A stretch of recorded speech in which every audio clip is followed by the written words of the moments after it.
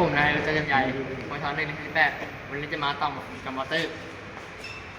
ระบบแบตเตอรี่ไปฟิว30 แอมป์ฟิว30 แอมป์ไป B ฟิว30 แอมป์ไป30ดีเลย์85ดีเลย์ไป ST 86ดีเลย์ลงกาว87ดีเลย์ไปฟิว15 แอมป์15 แอมป์ไป50มอเตอร์